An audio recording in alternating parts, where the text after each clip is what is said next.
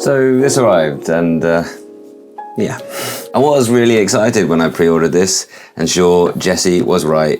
MKBHD didn't call it the worst product he'd ever reviewed, but he did slate it pretty hard. As have everyone since they've launched this actually, so I'm kind of, a bit behind here. I was not one of the first batch, so it arrived already knowing that probably it's not all it promised to be. However, is its promise and my sort of reality a different thing? And I'm going to approach it with an open mind. And obviously, having shelled out my own cash for this, I was a little bit disappointed to read the reviews weren't very good. But then I don't buy food on DoorDash. I don't use Uber. I don't actually use Spotify. I don't know that any of us were really walking around wondering what we were looking at. All those initial reviews, everyone pointing at things and saying, "What is this?" Which I suppose that's a thing, or maybe like the sound of birds or something like that. But of course there are apps for that as well. I've been a little bit disappointed about Rabbit since then because I've done a couple of updates to it. They really haven't been loud enough, in my opinion, about those updates. They really haven't brought them thick enough and fast enough to market. I mean, we should have been seeing new apps released on this every single day. New apps that have been optimized to work with their... Okay, just taking the whole screen. So, peeled off with the sticker, took the whole screen protector off with it. And there are no instructions, and it clearly isn't charged. So what was my use case for it? What did I think that I was going to do with it? So I don't think they've really marketed it right. And some people were thinking to themselves, well, maybe this could be marketed towards children. Okay, it's cool, it's orange like that. Yeah, sure, that would be quite useful. Maybe it could be marketed towards the elderly. So you've got a natural speech, you can ask it things like the weather, you can ask it what you're looking at, you can ask it for instructions and things like that. But I was more interested in a way to just quickly do searches and to reference things. And also I was really keen on it as essentially a voice recorder. It's woken up now, took a little peek. A pocket-sized, pure sort of note taker for voice notes. But I was really disappointed a few days ago when I went to take a note and I was away from Wi-Fi and it needed to do an update, and it would only do an update on Wi-Fi. So it was essentially just carrying around a brick. And of course I just went back to using my phone as my voice note taker. It's these little things that they just haven't got the power as a company to actually develop that software in such a way where it's going to be more user-friendly, have less of those kinks than a full Android operating system would be. And the rabbit hole in the cloud could be just my place to record and keep those notes. Rather like Otter, but rather than having to pull out my phone and flick to an app and select the thing, then I just have to press one button and ask it to start a recording session. I think that could be quite cool. And I'm also excited for it because I plan to carry an e-ink phone in the near future.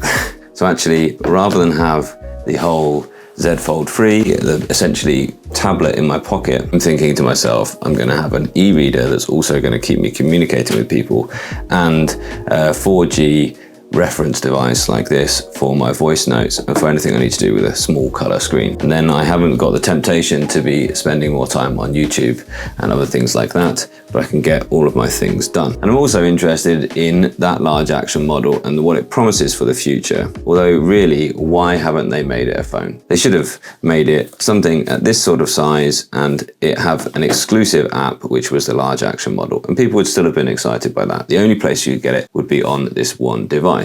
But make it an Android phone, make it a big enough screen for people to use their own apps, and make it therefore you can load the apps on it, and then the large action model could run natively on it. And yeah, I think it's a no-brainer, to be honest. I don't think we have a phone that exists that looks kind of as cool as this, with this kind of trundle wheel thing that they've got going on. It's got 4G. Why not just make it make calls? Even if you had to make it a $300 device rather than a $200 device. But if you could just actually install apps on the device, people could run the teach mode on the device, they could show it how to do that on the device.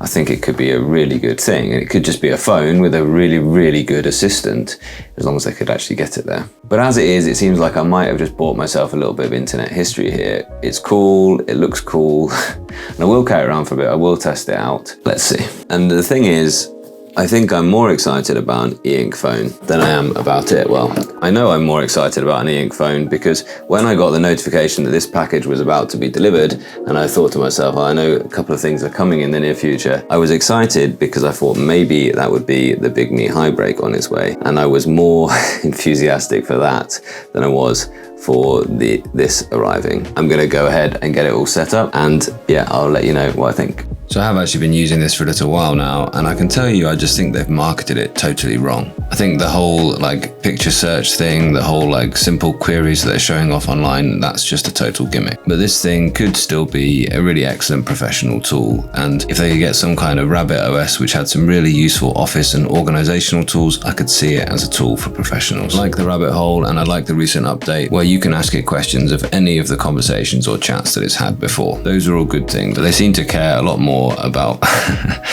using this kind of magic camera to make pixelated AI photographs. I'm not sure that's really going to do it for anybody in the long term. And the big reviewers are right. If they're trying to play that game, then they aren't going to succeed against Google Gemini or Apple AI.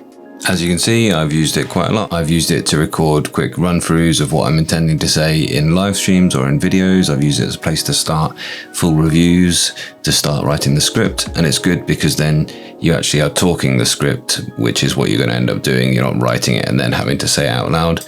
It's a useful thing for that.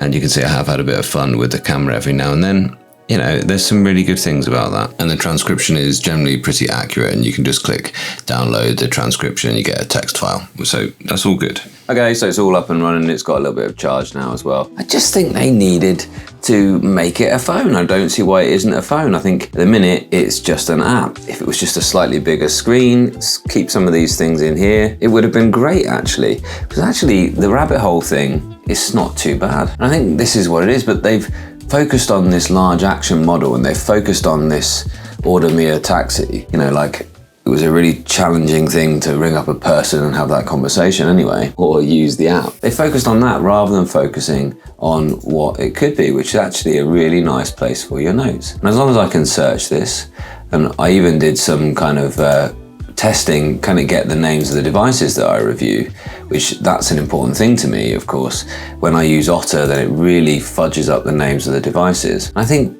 I need to be a bit more aware that when I'm doing start a recording session, when I'm doing this, I'm talking to AI rather than I'm talking to a person who's going to sort of transcribe my notes. I need to speak in a way that is going to make it clear when I'm starting and stopping a section. So now a new section about accurate voice note recording. And that will appear here in my rabbit hole. I don't know how long it takes, but normally it's been pretty good. And the quality's going through the actual instructions. It's not terrible. Yeah, the quality is not terrible. I can use the summary just to tell you I was just recording my first thoughts of it. The scroll wheel is really bad. So when you go into the settings, you know, it takes you quite a long time to get down through them rather than having that kind of accelerating as it goes, so you can go through it more rapidly. And you have to always go back to the top of any menu you're in. You know, why can't you just click these buttons? Why not just, I don't know, allow you just to swipe or something? You know, it could be a really precise thing, which is a real joy to use. And of course, you've got to use that to input your PIN. And it's like, why not just give you a keypad? And then, yeah, those menus, it takes you ages to get up and down those menus. And yeah, get this, right? So your brightness, you've got to hold it down first of all, and you've got to do the wheel. So it's now a two-handed gesture. I guess you could kind of claw behind it like that, but that's not very pleasant at all. Whereas you could just scroll it up and down, or like on every other device, flick down from the top and swipe the brightness across. You know, the things they didn't need to redesign now look really janky because they've done them quickly and in a hurry rather than just used what already exists. And that for me is where they're at now and where they've been at since launch. They needed to get out really timely updates really, really quickly.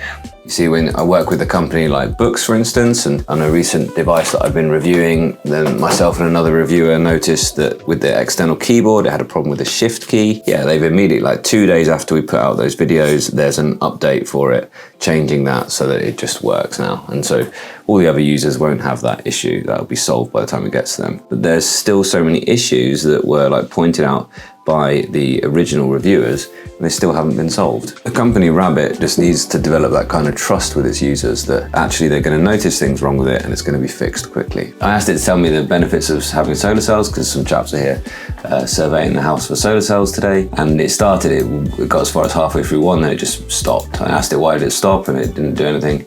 And then I asked it to do it again. Basically, it did go through, but it was quite slow. So I'd like to be able to speed up that and it needs to learn my preferences with that things as well. I have found the transcription to be better than, for example, Otter's. And in fact, when I look at this, I asked it for some names. I said, please transcribe these accurately, and it managed quite well. It doesn't do books with an X, which it needs to change. Apart from that, actually, an EPA maker, it did quite well. It's all one word, and it's a Z fold rather than the actual letter Z. But yeah, that's quite good. I don't think the microphones are good enough for me to use the voice directly out of them, but for me to get my quick ideas down, that's quite good. As long as all this is searchable, let's see if I can search. Let's search for Supernote. Is it clever enough to search for the... Yeah, it is, yeah. So it searched through the transcription as well as the summaries. So that's quite cool. And as I say, it needs to learn and go with me. So yeah, I'm gonna live with it for a bit. I'm gonna take it out and about with me. It's got a SIM card in it, which is quite cool. And I'm gonna be answering that question, is it actually just a half-baked AI project? You know, they've got bad press at the minute, and they felt they really needed to be early to market. You know, they're actually the second to market, and Humane AI Pin that really suffered from trying to be first to market here. They got there second, but I just don't think they're ready. They have been before sort of Apple AI launches and Google's AI things launch as well. So they got there first, but most people are expecting those things to kind of just work. So we will see. I think they're going to struggle now to get over that initial bad press. I don't think it's just for kids or the elderly though, in fact, because actually it wasn't straightforward to use. And now I'm used to it, I think. Hold it down, the ears prick up, and you can tell it's listening. I'm here and ready to assist you. How can I help you today? So 5 presses, and I found you have to do that quite a lot. You press it 5 times, it clears out the memory, so it forgets the conversation you were having. Because I was in terminal mode, for instance, and I asked it some questions. I wonder if it's still here. It knew the capital of Colombia, luckily. It just kept putting me into the settings for some reason. So sometimes you will need to actually clear out the memory of the conversation it was having. So if you're not a confident user, I think things in previous conversations will kind of come back to haunt you. But I have found that it isn't good enough yet to just interact naturally with it, to talk naturally to it like you would a person. So I think actually users like kids and elderly would actually struggle with that. What does the Rabbit OS need to improve so that you can actually interact with it naturally?